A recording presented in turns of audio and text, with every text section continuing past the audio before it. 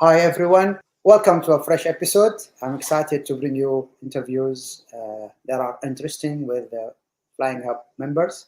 Today, we have a special guest, Raquel Dominguez, who is a former mental health therapist and human factor and performance advisor. She is very passionate about aviation. Through her experience, she is dedicating a lot of her time to enhancing aviation safety. In this episode, we will go and get to know Raquel more and share her activities, achievements, and probably some future plans, what she is up to. First of all, I'd like to thank all the members who support us through feedback or comments on LinkedIn and YouTube channel. Please do feed us back with your valuable comments, subscribe. Now let's work on a new journey to uncover more about Raquel. Raquel, welcome home. Welcome to Flying Hub. Well, thank you, Captain. It's always a pleasure and an honor to be here. This is home. I just always go back to thinking on how it all started last year when I just to LinkedIn inbox about human factors, and then it all kind of just evolved. So I have a very special place for Flying Hub and for your family in my heart, and I'm just really grateful to be here. Thank you very much, Raquel. First of all, I would like to really thank you for being part of our first live podcast that we did back in January 7th about mental health for pilots. For those who have not seen it, you can watch it again on YouTube at Flying Hub 104. So thank you, Raquel, for hosting it. By the way, since you are based in Colorado Springs, we would like to know how you've been coping with the cold weather. Can you tell it's April and I'm in a thick sweater? It's still very cold. I'm ready for some summer and sunshine and get to go outside and some hiking. The normal things you probably do more in the South here in the United States where it's always warm. But here we get about 3 to 4 months of warm weather. That's it. That's it. Okay. We can send you some if you want. We have a lot of sunshine. Yes. When I come visit, I'm going to really enjoy it. You're most welcome. Okay, so since you have been one of our first members in Flying Hub, what can you tell us about Raquel? Of course, I just absolutely have a big love and passion for aviation. As you know, I was born in Managua, Nicaragua. So when I first boarded DACA Airlines to come to the United States, that was where it all started in that one day in October 1984. And it was when, I just grew an interest as a little girl to want to fly airplanes. And I pursued it at Spartan School of Aeronautics. And unfortunately, it wasn't in the cards, but I still love airplanes and I still love flying. And I love to be involved as much as I can serve the industry to help our wonderful aviators, air traffic control, and even airport operations. Just aviation in general is such a fast-paced go. So yeah, that's where it all started in 1984. Good. Then you've been actively engaged in mental health topics, considering the role of human complexity, the experience of burnout. What are your perceptions about that? It's been a very hot topic now for a while, but I mean, if you go back and, you're going back to the late 70s, you can find research where they talk about human factors, the FAA and TSB. And what I found the last, just the last year in general in mental health with aviation is that we're not really having that mental health breakdown that people, everything is a mental health breakdown. We use the word like, hi, how are you, right? But really it's organizational burnout, because often the symptoms between organizational burnout and a mental health breakdown are very similar. And so I'm not against, I'm a former therapist. I'm not against going to therapy. I just feel that this, we have each other to support And going to someone that has no idea of who you really are and what you do and understand, it's hard for me to when it comes to the whole mental health breakdown, it's hard for me to relate the two, just because you're going to tell me as a client and I don't know the difference, and I'm just going to I'm going to shift it back to you, and I'm going to say, okay, Captain, so how would you do things differently? Mm. And how would you? I don't have the answers, and therapists, Yeah. we're not allowed to tell you what you need to do. We help you come to your own solution by asking you the right questions. So that's really what mental health therapy is about. So I feel that burnout is something totally different. And no matter how much you go to therapy, if you're back in that same environment that's burning you out, I don't think, that's going to be a conducive solution. So you're focusing on organizational burnout. Mm-hmm. Now, people could burn out at different levels because, and when you start this conversation with them, and as you said, they are the one supposed to answer the questions because they are the one who actually own the tools. Sure. So achieving the right balance can be a challenging journey. How easy or difficult do you find it? I believe it's challenging just because there is a lack of knowledge, right? So we go based on what we're hearing, and we're not asking really the questions of what are those expectations. Therapists are not approached by anyone that's in the mental health reform. We're not being approached and asked like, hey, how do you see this fitting? And asking a pilot who hasn't been to therapy, what are your perception of therapy? What are your expectations? What are you trying to accomplish based on what you're experiencing? Because, let's face it, you guys have, long hours, delays, grumpy flight attendants or grumpy first officer. So some of those things are just things that happen in your environment and you're in, and just making the best of it and having these discussions, I feel like would really start to open the door with that knowledge to help without getting you right to a therapist or, mental health provider. We have great conversations, Captain. I remember a story you shared with me when you were in the US with a friend, and we talked about how important the experience is, how experience and confidence comes with a situation that could be traumatic, right? You remember that one? That it was the conversation with the Cessna when you visited in the US. I don't want to say because I don't want your friend to, but you remember. And it was. Do you recommend organizations, whether they are in aviation or not? Do you recommend that they have to have a therapist or? I would say more of a peer support and human factors to start, right? Because we want to make sure we're supporting any organization, whether it's aviation or, Oracle down the street from where I live, or any industry. I think that it is important. My husband's a federal agent. I've shared this, and they have a lot of those similar guidelines with mental health, like, going to see a therapist, and same thing. And these guys, as a federal agent, I don't know what they're exposed to, but I know there's a lot of trauma as well.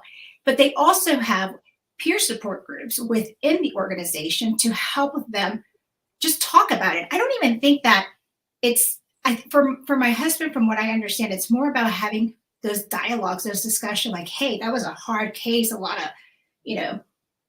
war, a lot of, blood or bodies or whatever that may have been. And to be able to just talk about it without stigmatizing it as like, now you're going to have trauma, you have PTSD, and not being afraid to share the experience without, oh, now we're not going to have you do your job because you just witnessed that and that's going to hurt you. Well, either way, he witnessed it.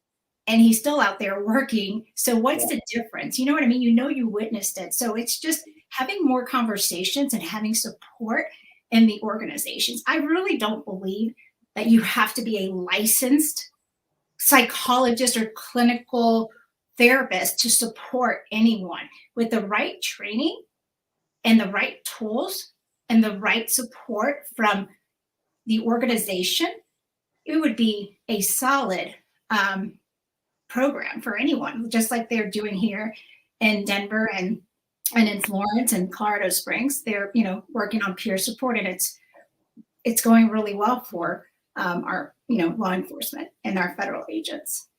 They do what's called a buddy check-in, and just talk. There's no fear of, oh my gosh, they're going to take my badge away. They're going to, remove me. And it's just opening conversations and dialogues. That's good. And I agree with you. Sometimes it doesn't have to be a qualified therapist or psychologist. It could be, but these people, they have to be actually trained, as you said. I totally agree with you on that. Well, anybody who is listening to this might think that this is really going to psychological now, and we want to make it maybe more into practical situations, or we want to simplify the topic more. I heard three phrases. We have mental well-being, we have mental health, and we have mental illness. Yes. So now, correct me if I'm wrong. We need to take care of the mental well-being. Otherwise, we might have mental health issues, and if we don't do anything about that, this could lead us to mental illness. Is this correct? Correct. It is correct. Okay. Now, and the trending phrase that is happening around us is mental health, but the understanding about it is mental illness. Is this correct? Correct. Okay. So as you said, we need to have better understanding across the globe about this. So there are three stages. We need to fix the well-being first. Yes, and I do believe that the well-being starts in the organization or in your environment. Look at, for example, there was a post, and I can't remember who posted, but it was powerful because it said, no doctor, no psychiatrist, and no therapist will have a greater impact in your life, like your environment and your surroundings. And that is 100% correct. Yeah. Think about the therapist who, we only see you 50 minutes and once a week. That's it. You're only here for 50 minutes once a week. And then the rest is all you. So it's, when I worked at a behavioral facility, just all, mental health behavioral facility here in Colorado Springs. They had 5 levels of acuities. The highest acuity was, a lot of psychosis or detox and things like that, the illness part. And, there's a huge difference between how we're trained to deal with the illness and how we're trained to deal with when you're in that mental health between stages, right? So we want to make sure that we're helping and supporting our employees, our team, because those are we have internal and external clients, and those are our internal clients who work for our business. And we want to make sure that they're in good, in a good, safe environment where they feel like they can be themselves instead of like walking on eggshells or feeling like they can't speak because they're going to get fired. Always some kind of fear behind or a stigma. And that is really where I'm passionate about and how we connected, because, Don't Think has been really, the wealth of information you have in human factors and how long you've been in the industry. That is something that really helped me with my growth in the industry. So I want to say thank you because you have sponsored a lot of that with my endeavors. So I'm really grateful for your knowledge. And, one day you're in a flight sim, one day you're in my 787. And I just, not that it's mine, but, that's my favorite aircraft, if you guys don't know.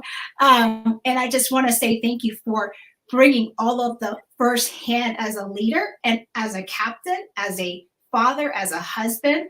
I just feel like it's so powerful what you have. We appreciate what you are doing as well in the industry. Many people should actually look into this, and I checked also your website, and I advise people also to check on it. And I was sorry that you did not even attend the Women in Aviation conference that you were very eager to attend back in March. But I'm sure there are lots of conferences coming up. You guys in the States are very active in these dimensions. Yes. If we go back to the burnout, first of all, if I may, have you been through burnout in your career yourself? Yes. If you prefer not to answer this question directly, then fine. No, because it's. I mean, I want to be transparent. I mean, we talk about the hard things that we don't like to talk about, but I want to just really be transparent. I have experienced it, which is why I no longer practice mental health as a therapist, and it's an interesting dynamic. So, can you tell us about some of the warning signs or symptoms of burnout that we need to be aware of? Sure. So one of the things with burnout, to be honest with you, is just really when you cannot answer when you wake up. Like one of the biggest questions that we were taught, in our master's in clinical training was, every morning when you wake up, what motivates you to go to your job? What motivates you to go to work? Not what motivates you to get up and be like, "Whoa, yes, today's gonna be great. It's my birthday." No, what are the things that, when you wake up and you're like, "I can't wait to go to work." And it's a silly thing. People are like, "Well, that's a dumb question to ask myself every day because there's nothing." And I'm like, "Well, wait a minute. There's something there because this is why you got into this field, that you couldn't wait. And now you're saying there's nothing." Kind of like a marriage, right? You have to keep this going. Like you have to keep this, because even marriages burn out and you end up in marriage counseling, or some people end up divorced or separated. So for me, it was a powerful question. And when I stopped answering it, like I would look at my schedule and I'm like, oh, these clients are like, they are my heavy, they were heavy because it felt like there was nothing I could do or say to help or to even feel accomplished, or like this was worth, today was awesome, because it was like you just kept getting knocked down. And I didn't have a boss. Remember, I had a private practice, so it was me. I had nobody, there was no environment. It was a beautiful office. It was decorated with furniture, my style. It was my comfort. But it still felt like I don't want to be here. I had no, like everybody's like, you have a beautiful office. I would never leave. Oh, I wanted to I'm out. So if you can't answer, or you can't look for one thing that motivates, that's, how bad is it really? How bad is it that, you have, for example, I'll use you as a pilot, no matter how bad you're exhausted, it's life. You're jet lagged, it's life. You have kids, it's life. But having a balance of it all is a way to prevent burnout. But how about if you do have a balance and you just don't like your employer?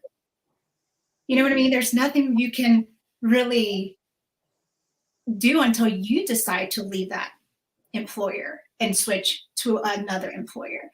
But that's hard because that's stressful, because we get comfortable, and out of our comfort zone comes fear. And so we make the choice to get stuck, and then it becomes a mental illness. Now you're cognitively deteriorating, depression, and this is when it becomes a bit dangerous. And that is what, people need to realize, that if it's your environment that is causing those mental health concerns that we're talking about, and we're okay, now go talk to a therapist. But if you're not choosing to do what best for you because of fear. Well, you don't understand. If I do that, then I have to start over and then my pay gets cut. And it's like, well, how can we really support you? You have the power to change it. Great. So you go into the burnout stage, and then if it's not resolved, then you may reach a mental health breakdown. Is that correct sequence? Correct. Okay.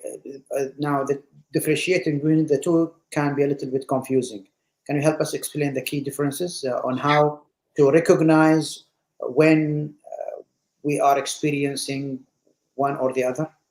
Sure. So a mental health breakdown is very, it's driven by different things. You know, it could be, it starts with your genes. A lot of times you inherit the genes that lead to those clinical depression, bipolar disorder. That's something that, you have manic stages, and then you have that depression as well, where it's, you can't function. You can't, get out of bed.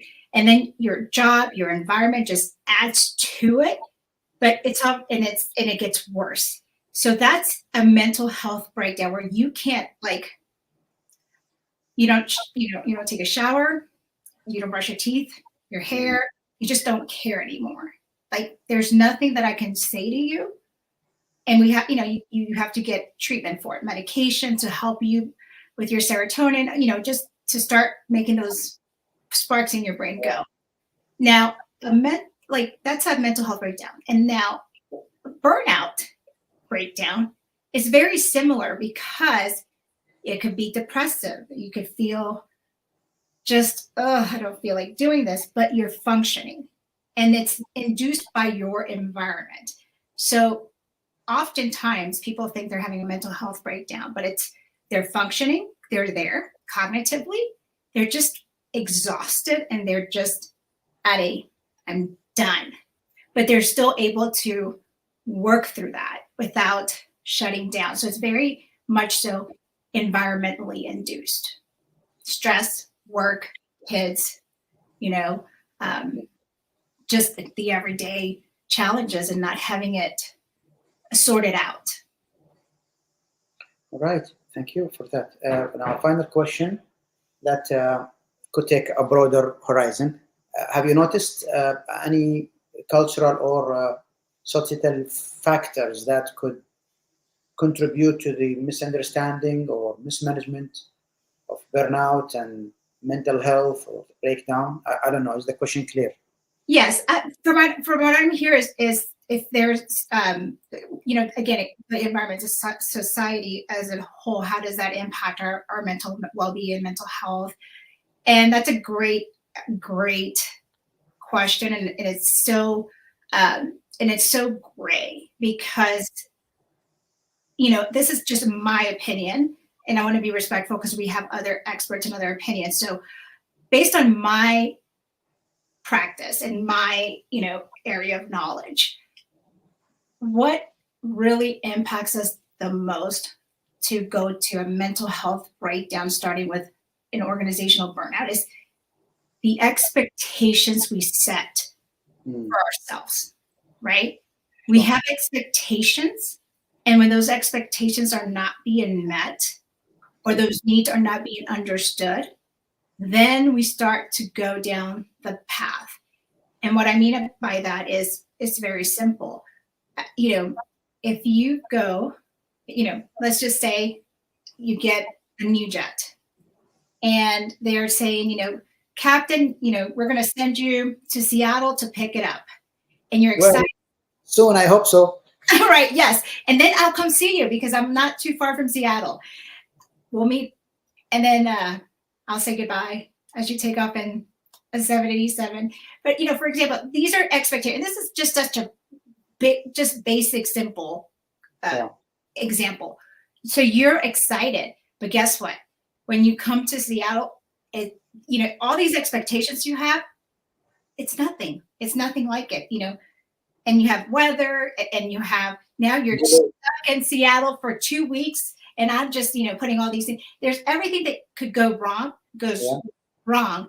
And because you set yourself for these expectations, it's going to take a Sure. little bit of that, mental well-being, boom, impact, because now you're going home 2 weeks later after all these experiences, and it's like, I had to come get this airplane, and if it wasn't for you, and now you're mad at the airplane, and you're mad at this, and it's like, now it's not the same. It's the expectation. I think that's the number one setback for, it's the expectation. And I have been in so many experiences in my life where I had these expectations, and then I was let down, but it's really, I'm the one to blame because I set those expectations. I set that bar.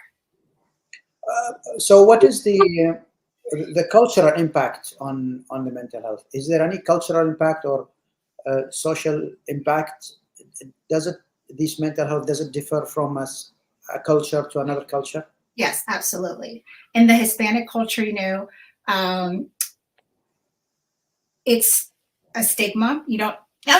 You don't need to go. You don't need a therapist. You don't need anything.